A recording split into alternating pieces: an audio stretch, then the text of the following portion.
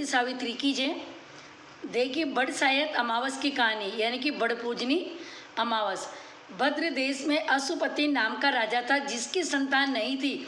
उसने बड़े बड़े पंडितों को बुलाया और कहा कि मेरे संतान नहीं है, इसलिए तुम मेरा ऐसा उपाय करो जिससे मेरे संतान हो जाए। पंडित बोले, भाई संतान तो तुम्हारे एक पुत्री लिखी है जो 12 वर्ष की आयु में विधवा हो जाएगी। राजा ने कहा, क्या मेरा नाम नहीं रहेगा? बाद में खूब यज्ञ हवन इत्यादि कराए।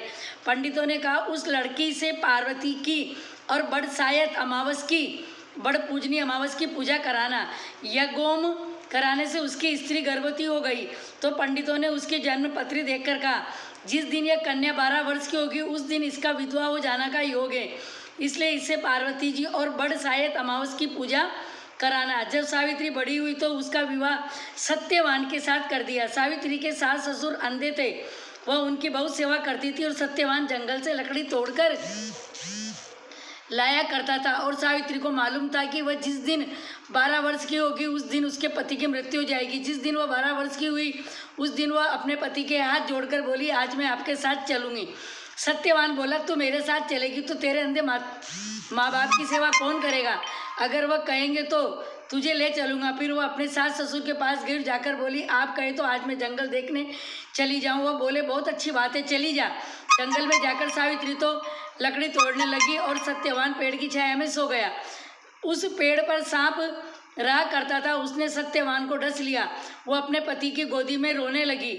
महादेव और पार्वती जी वहाँ होकर जा रहे थे, उसने उनके पैर पकड़ लिए और बोली, मेरे पति को जिंदा कर दो।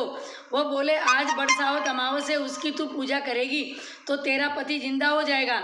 इससे वह खूब प्रेम से बड़ की पूजा करने लगी। उससे बड़ के पत्तों का गहना बनाकर पहना जो हीरे मोती के हो गए। इतने में धर्मराज का दूत आ गया और उसके पति को ले जाने लगा। सावित्री ने उसके पैर पकड़ लिए। धर्मराज बोला, तू वरदान मांग। सावित्री ने कहा कि मेरे माँ बाप के पुत्र नहीं है, वह पुत्रवान हो जाए। धर्मराज बोला, सत्य वचन हो जाएगा।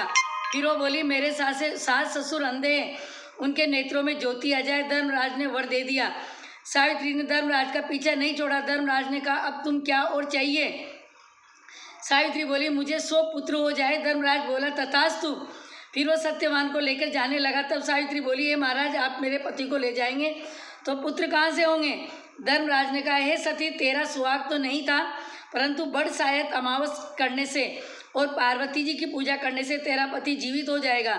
सारे गांव में ढिंडोरा पिटवा दिया कि कहते सुनते सेठ की अमावस, जो ये जेठ की अमावस्या आती है, बड़ की पूजा करना और बड़ के पत्तों का गहना बनाकर पहनना और बायना निकालना। हे महाराज, जैसे बड़ सायत अमावस ने सावित्री को सुहाग दिया उसी प्रकार सबको दीना। जो भी इस कहानी को कथा सुनता है उसकी सब मनोकामनाएं पूर्ण होती है। बड़ सायत अमावस को वट सावित्री व्रत और वर अमावस भी कहते हैं। बोलो उमापति महादेव की जय।